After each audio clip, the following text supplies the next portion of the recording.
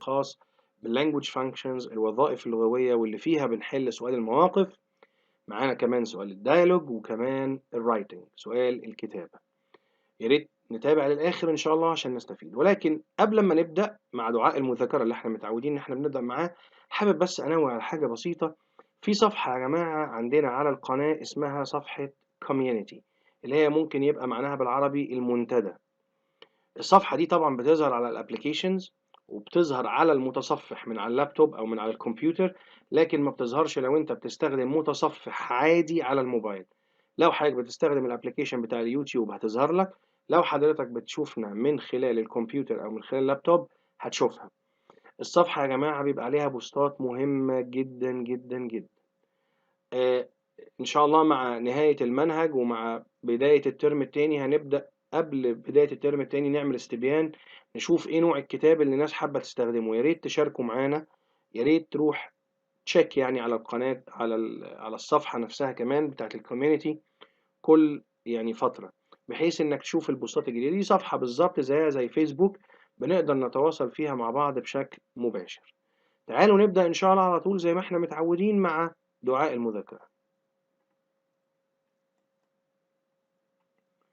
اللهم إني أسألك فهم النبيين وحفظ المرسلين والملائكة المقربين، وأن تجعل ألسنتنا عامرة بذكرك وقلوبنا بخشيتك وأسرارنا بطاعتك، إنك على كل شيء قدير، وحسبنا الله ونعم الوكيل. ونقول بسم الله.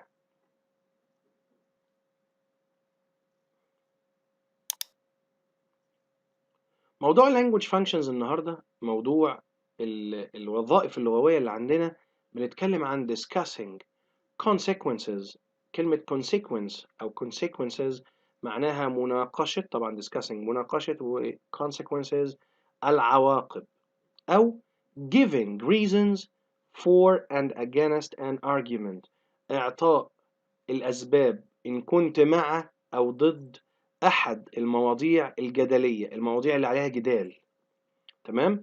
فأنت مع أم ضد، دي معناها giving reasons for and against. for يعني مع and against يعني ضد، مع أم ضد. طيب تعالوا كده نشوف number one discussing consequences.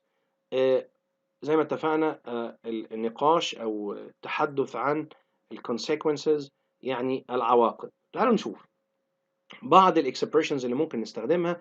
The reason that we have space is because space.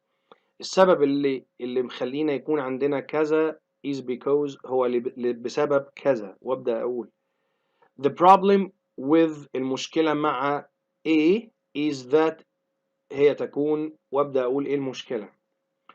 although we need على الرغم من إن إحنا نحتاج، وأقول نحتاج إيه. it leads to هذا يقودنا إلى، وابدأ أقول يقودنا إلى إيه. perhaps we should ربما ينبغي علينا أن، أو يجب علينا أن، وابدأ أقول ينبغي علينا أن نفعل إيه. one day في يوم من الأيام we will be able to سوف نكون قادرين على، وأقول سوف نكون قادرين على إيه، وابدأ أكمل المواضيع بتاعتي. أدي ال discussing consequences يعني مناقشة العواقب. تعالوا كده نشوف جزئية giving reasons بقى، إعطاء الأسباب أو إبداء الأسباب. تعالوا نشوف مع بعض.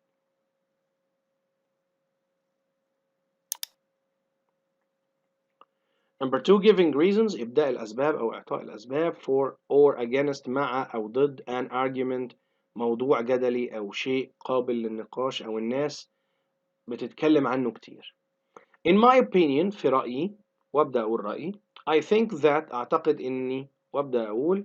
أو I don't think that أنا لا أعتقد ذلك، وابدأ أقول. Firstly أولا، وابدأ أقول سبب أدي reason. Secondly وابدأ أقول reason ثانيا. Thirdly ثالثا، وابدأ أقول reason. Finally أخيرا، وابدأ أقول reason سبب، أو زي ما احنا قلنا أتناقش في سبب من الأسباب يعني. Everybody agrees that الجميع يوافقون أن، ويبدأ أقول بيوافقوا على إيه.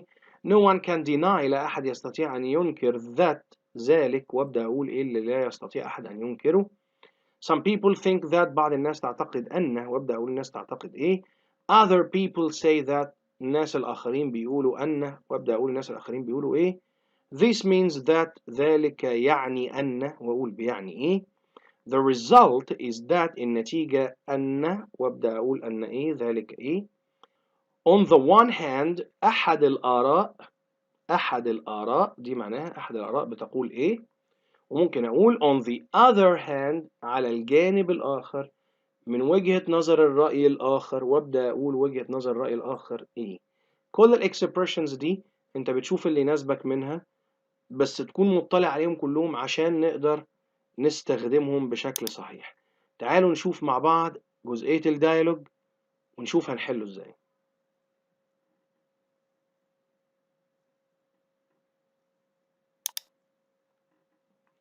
Finish the following dialogue. أكمل المحادثة التالية.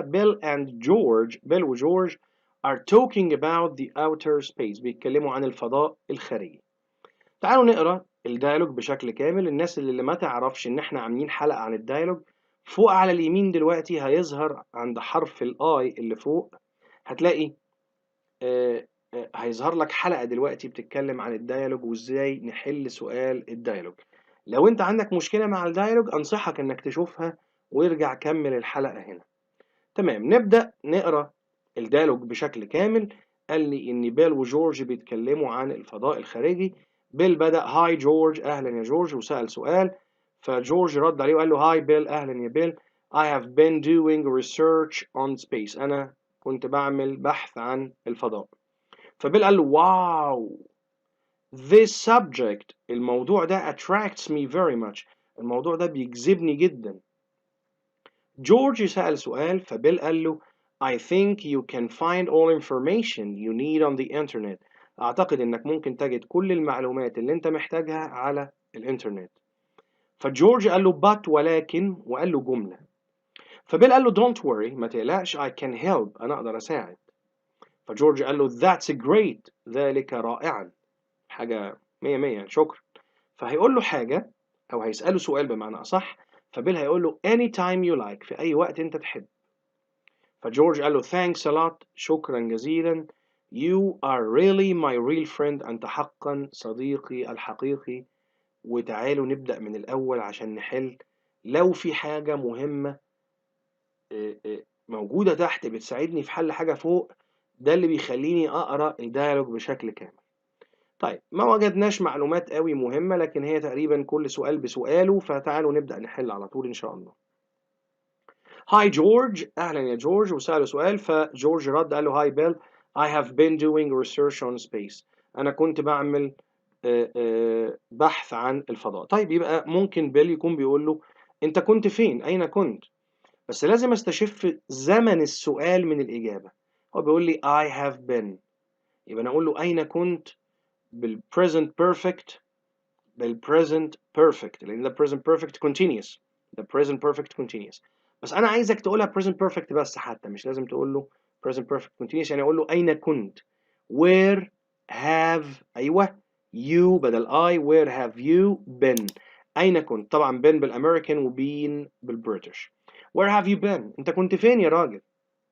فجورج رد عليه وقال له هاي بيل I have been doing research on space. أنا كنت بعمل بحث عن الفضاء. أنا بقالي كتير ما بشوفكش، أنت كنت فين؟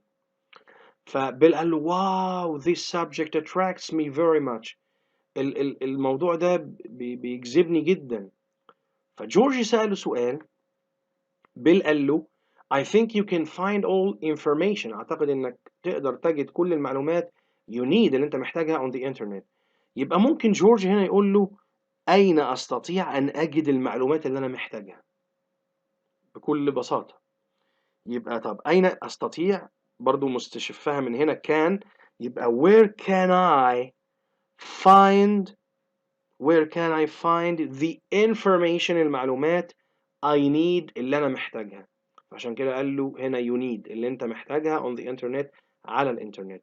يبقى where can I find the information I need، أين أستطيع أن أجد المعلومات التي أحتاجها. تمام، فقال له I think you can find all information you need on the internet، تقدر تلاقيها على الإنترنت. فجورج قال له but ولكن، وقال له جملة، مش سأل سؤال، ده قال جملة. فبيل قال له don't worry، ما تقلقش I can help، أنا أقدر أساعد. يبقى جورج عنده مشكلة، ما بيعرفش يبحث على الإنترنت كويس. فممكن يقول له I don't know how to search، تبقى إجابة مظبوطة. إجابة كويسة. أنا ما بعرفش أبحث أو ما بست... لا, لا أستطيع. I don't. بس أنا قلت لا، ما قلتش لا أستطيع، أنا قلت I don't know how to search. أنا مش عارف إزاي أبحث. تمام. فبيل قال له don't worry I can help. أنا أقدر أساعد. That's great. ذلك رائعا. جورج طبعا اتبسط جدا وهيسأله سؤال، فبيل هيقول له anytime you like، في أي وقت تحب. يبقى متى نستطيع أن نبدأ؟ متى نستطيع أن نبحث؟ شوف أنت اللي أنت عايز تقول. أنا قلت متى نستطيع أن نبدأ. يعني على سبيل المثال قلت when can we start؟ متى نستطيع أن نبدأ؟ فده قال له anytime you like، في أي وقت تفضل أو في أي وقت تحب. فطبعا جورج شكره جدا وقال له إن أنت صديقي الحقيقي. وبكده أنا حليت الديالوج بكل سهولة وحصلت على الدرجة النهائية اللي مطلوبة مني. تعالوا مع بعض ننتقل للنقطة التالية.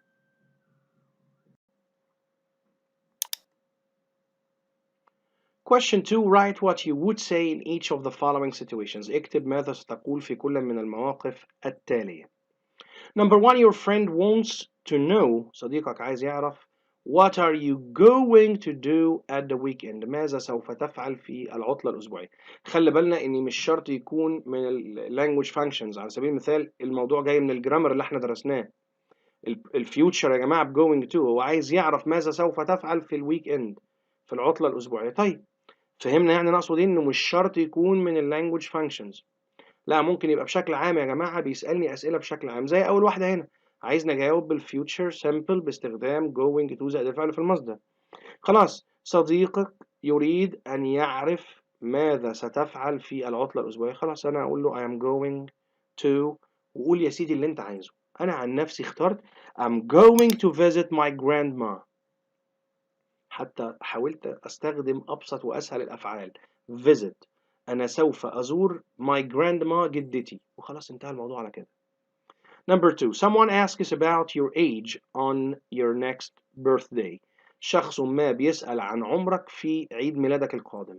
واحنا قلنا إن العمر يعتبر حقيقة مستقبلية، ودي بتستخدم أو بيستخدم معاها تكوينة المستقبل الخاصة اللي احنا عارفينها. ايوه سمعتك well، مظبوط. يعني هقول له I'll be 16 on my next birthday. انا سوف يكون عمري 16 في عيد ميلادي القادم. I'll اللي هي I will، بتتنطق I'll اللي هي I will يا جماعة. B انا سوف اكون 16 on my next birthday في عيد ميلادي القادم. Number 3. The sky has suddenly gone very dark. السماء فجأة اتغيرت وبقت معتمة مظلمة. Someone asks you، شخص بيسألك what you think، ماذا تعتقد about the weather in the near future. ماذا تعتقد بخصوص الطقس في المستقبل القريب. طيب انت دلوقتي عندك دليل. عندي دليل في السماء. السماء بقت معتمة مظلمة، الدنيا بقت غامقة، سحب قاتمة. يعني في دليل، واحنا اتفقنا ان الفيوتشر مع وجود evidence، مع وجود دليل، بيبقى باستخدام going to. يبقى ايه اللي هيحصل يا جماعة؟ ايه اللي هيحصل؟ توقعاتك ايه للطقس كمان شوية؟ يبقى it's going to rain. تمام، اجابتي كده تبقى صح. عشان اخلص وما اقعدش بقى اقول له I think ومش I think. it's going to rain او it's gonna rain. اللي تابعوا معانا حلقة الجرامر هيفهموا يعني ايه it's gonna rain. تمام، اللي ما شافش الحلقة بقى يروح يشوفها. Number 4. You tell your teacher، انت بتخبر مدرسك about your personal plans، عن خططك الشخصية for the next 2 years، للعامين التاليين. خلي بالك plan الخطة، برضو اتعلمنا ان الخطط او النوايا intentions بنستخدم معاها going to زائد الفعل في المصدر.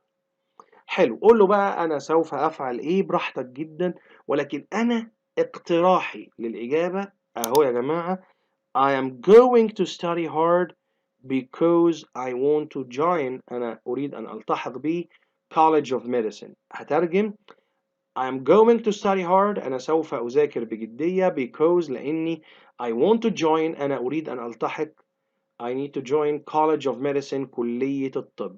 براحتك أنت بقى قول اللي أنت عايزه، خططك المستقبلية للعامين القادمين. ده مجرد اقتراح. الإجابات دي كلها يا جماعة ليست أمر وليست فرض عليك، دي مجرد اقتراحات للإجابة. تاني بكرر، تمام؟ تعالوا مع بعض ننتقل لباقي، هنحل ان شاء الله الثمانية اللي بيبقوا موجودين في كتاب جيم. تعالوا نكمل من number 5 لنمبر 8.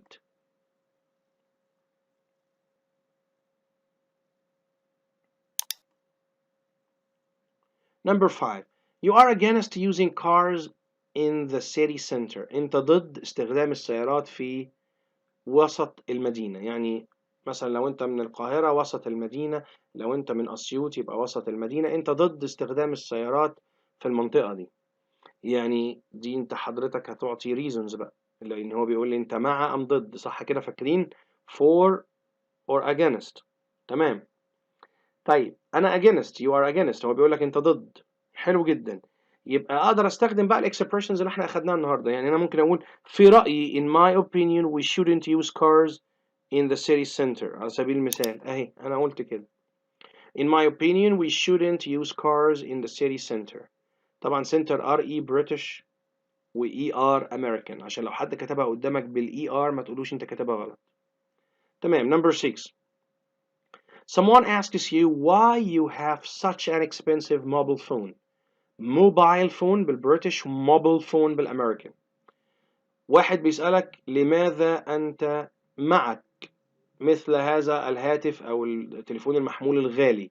طبعا أنا عارف أنت إيه اللي جواك وإيه اللي أنت عايز تقوله، بس ده مش هينفع نقوله على الهوا. تمام. جميل. أنا ممكن أقول له أنا بستخدمه يا أخي للفيديوهات، أنا بصور بيه فيديوهات. وطبعا ممكن تقول له في رأيي برضو in my opinion مش عارف إيه براحتك. ولكن أنا استخدمت جملة بسيطة جدا I use it to shoot videos. أنا بستخدمه لتصوير الفيديوهات. فأنا طبعا لازم يكون تليفون غالي عشان يكون بيصور بشكل كويس، بس بدون أي إعطاء ريزونز ولا أي حاجة. هو ده هو ده الريزون بتاعي يا جماعة. I use it to shoot videos. تمام. number 7. You are asked about the problem of using the internet a lot. انت اتسألت عن مشكلة استخدام الانترنت كثيرا. هتقول ايه؟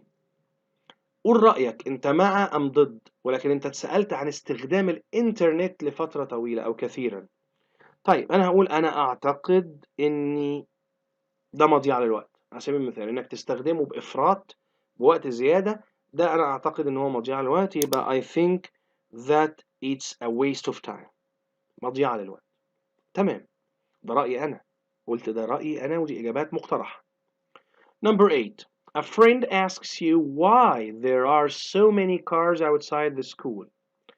صديق بيسألك لماذا يوجد الكثير من السيارات خارج المدرسة. Give reasons. اعطي reasons. أيوة reasons دي احنا خدناها النهاردة. تمام. عربيات كتير قدام المدرسة. طيب ممكن يبقى فيه ايه؟ مقابلة أولياء أمور. جميل جدا. طبعا الناس اللي في المدرسة الخاصة عارفين أنا أقصد ايه. دي اسمها parents meeting. جميل جدا. وكلنا بنكره طبعا اليوم ده. مدرسين واولياء امور وكمان طلبه. انا عارف لان طبعا ولي الامر بيرجع متنكد وينكد على ابنه واحنا نبقى متضايقين وغيره وغيره وغيره. المهم انا عايز اقول this means that. هذا يعني ان، ودي اخدناها النهارده، ده expressions من expressions اللي اخدناها النهارده. يوجد a parents meeting in the school. يوجد parents meeting في المدرسه. أو this means that there is a parents meeting in the school. يوجد مقابلة أولياء الأمور في المدرسة. وبكده نكون جاوبت ال8 أسئلة هم الكاملين، وإن شاء الله بشكل صحيح نرضي المصحح بتاعنا عشان ناخد الدرجة كاملة. تعالوا نشوف الجزئية اللي بعد كده، جزئية الرايتنج.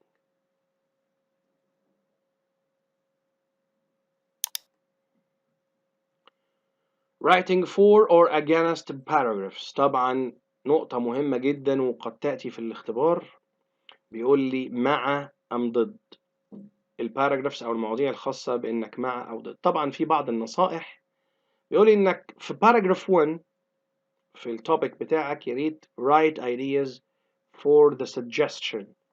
اكتب أفكار للاقتراح. number 2 في paragraph 2 write ideas against. يبقى أنت هنا مع وهنا أنت هتبقى ضد. write ideas اكتب أفكار against the suggestion ضد الاقتراح أو ضد الموضوع اللي موجود. يبقى هكتب الأول أفكار إن أنا مع وأفكار ضد. الآراء اللي بتقول مع والآراء اللي بتقول ضد بالريزونز طبعا بتاعتها. Use these words to introduce each new idea. استخدم الجمل دي عشان تقدم كل فكرة جديدة. برضو مجرد اقتراحات وليست فرض، ولكن الاقتراحات دي تخليني اخد الدرجة النهائية يا جماعة في الرايتنج. انك تقول firstly اولا، secondly ثانيا، thirdly ثالثا، finally اخيرا. use the second conditional sentences. استخدم جمل if، القاعدة التانية او الحالة التانية من قاعدة if اللي هي بنستخدم فيها if past simple، الناحية التانية would أو could زائد الفعل في المصدر. Use some of these words and phrases. استخدم بعضا من هذه الكلمات والتعبيرات. In my opinion، وأقول رأيي. I think that وأقول رأيي. I don't think that وأقول رأيي. ودول احنا ترجمناهم. Everybody agrees that، الجميع يوافق على أن. No one can deny that، لا أحد يستطيع أن ينكر أن. Some people think that، بعض الناس تعتقد أن. Other people say that، بعض الناس تقول أن. This means that، ذلك يعني أن. The result is that، the result is that، النتيجة لذلك أن. On the one hand، أحد الآراء تقول. On the other hand، والرأي الآخر أو من الجهة الأخرى تقول. وابدأ أقول بالرأي الآخر بيقول إيه. دي مجرد اقتراحات، وزي ما بنقول برضو خلي بالك استخدامها يوفر لي ويضمن لي الدرجة كاملة إن شاء الله. تعالوا نشوف مع بعض التوبيك المقترح عن مع أو ضد.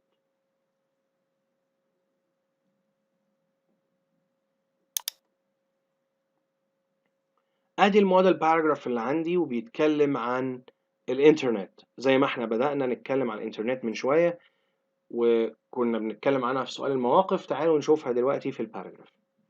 There is no doubt، لا يوجد شك، that أن the internet has a lot of advantages، إن الإنترنت له فوائد عديدة، له مميزات advantages and disadvantages وعيوب، مميزات وعيوب. Let's shed light on، دعونا نلقي الضوء على some of the main aspects، أحد العناصر الرئيسية of this topic، أو الجوانب الرئيسية في هذا الموضوع. أدي بداية الباراجراف، بنسيب مسافة، ببدأ كل جملة بحرف كابيتال، بنهي كل جملة بنقطة. لو بسأل سؤال في الأول عشان أشد انتباه القارئ أحط أداة استفهام أو علامة استفهام، مفيش مشكلة. أحط علامة استفهام عشان أجذب انتباه القارئ، أشد انتباهه يعني، وأنهي بنقطة لو هي جملة عادية. طيب firstly، بدأ باراجراف جديد لأن هيبدأ بفكرة جديدة، فبيقول أولا let's discuss، دعونا نناقش its advantages، المميزات، مميزات الإنترنت، which are several، اللي هي عديدة متعددة. It became one of the most effective means، أصبحت الإنترنت يعني، أو أصبح واحد من أهم العناصر المؤثرة أو الوسائل المؤثرة of telecommunications، وسائل الاتصالات أو الاتصالات، and of great benefit، وذات فائدة كبيرة in our daily life، في حياتنا اليومية. يبقى it became one of the most effective means of telecommunications and of great benefit in our daily life. يبقى أصبح الإنترنت واحد من أهم الوسائل الاتصالات المؤثرة في حياتنا اليومية. It helps us، بيساعدنا to communicate، إن احنا نتواصل with our friends، مع أصدقائنا and relatives، وأقاربنا abroad، في الخارج. Also أيضا، وحط كوما، it provides us with different information، بيمدنا بمعلومات مختلفة on different subjects، في مواضيع مختلفة، which keeps us، اللي بتجعلنا in touch، في تواصل دائم with the latest current events all over the world، في تواصل دائم مع آخر الأحداث أو أحدث الأشياء اللي حصلت all over the world، في العالم كله، الناس اللي بتتصفح مواقع الأخبار. Moreover، علاوة على ذلك it enables us، بيمكننا استخدام الإنترنت طبعا to do our shopping، إن احنا نقوم بالتسوق without traveling، من غير ما نسافر أو ننتقل من مكان لمكان، to save time، لنوفر الوقت and energy، والطاقة أو الجهد يعني. furthermore الحاجات دي طبعا moreover و furthermore بدل firstly وبدل secondly وبدل كده، هو لأنه استخدم firstly طبعا في الأول. furthermore علاوة على ذلك we can play games نقدر نلعب ألعاب on the internet على الإنترنت with foreign friends مع أصدقاء أجانب. foreign يعني أجانب. On the other hand على الجانب الآخر there are a lot of disadvantages يوجد الكثير من المساوئ for this topic في هذا الموضوع. For example على سبيل المثال it can waste our time ممكن تضيع وقتنا and money وفلوسنا. It can spoil ممكن تفسد our young men شبابنا because الشباب يعني الشباب مش شبابنا يعني عمرنا، لا شبابنا اللي هم شباب الناس يعني. تمام. because it shows them لأنها بتوري لهم some bad customs and traditions بعض العادات والتقاليد السيئة of the other countries للدول الأخرى. thus وبالتالي أو بنقول عليها ومن ثم أو يعني وبالتالي أفضل it can destroy ممكن يدمر our families عائلاتنا. so we should لذلك يجب علينا we should be aware يجب علينا أن نكون منتبهين of the dangers للمخاطر of the internet مخاطر الإنترنت. وده يبقى موضوع مكتمل الأركان. اتكلمت عن العيوب والمميزات أو ابتديت طبعا بالمميزات وختمتها بالعيوب وبعض النصائح إن أمكن، بعض الريزونز طبعا إن أنا بقول بعض الأسباب إن ليه ده ميزة وليه ده عيب، وبكده أكون واخد الدرجة كاملة في موضوع الرايتنج بتاعي في الامتحان. تمام. هنا بنكون وصلنا لنهاية حلقتنا. يا ريت ما ننساش لايك وشير وما نحرمش الغير لايك وشير وما توقفش الخير. لو حضرتك مش مشترك لو حضرتك مش مشتركة يسعدنا جدا انضمامكم واشتراككم في القناة. كمان يا ريت نفعل زر الجرس لأن تفعيل زر الجرس بيخليك على تواصل دائم مع القناة، لأن مع نزول كل حلقة جديدة بيديك إشعار إن في حلقة جديدة. لو حضرتك حابب تبحث عن الحلقات السابقة على اليوتيوب تقدر تستخدم الكلمات اللي ما بين الأقواس دي إيزي إنجليزي أولى ثانوي، هتظهر لك كل الحلقات الخاصة بقناة إيزي إنجليزي والخاصة بمنهج الصف الأول الثانوي. على الشريط اللي تحت بيظهر قدامك هاشتاج باللغة الإنجليزية، تقدر تستخدمه للبحث عن الجروب بتاعنا والصفحة بتاعتنا على فيسبوك. بكل سهولة تقدر توصل لهم باستخدام الهاشتاج ده، وتقدر كمان تبحث بيه عن الحلقات الخاصة لأن احنا بيتم نشرها كمان على الفيسبوك ولكن بلينكات يوتيوب. أتمنى يا رب إن أنا أكون النهاردة قدرت أساعدكم، أتمنى إن أنا أكون قدرت أفيدكم. كان معكم مستر طه البنا من قناة إيزي إنجليزي، والسلام عليكم ورحمة الله وبركاته.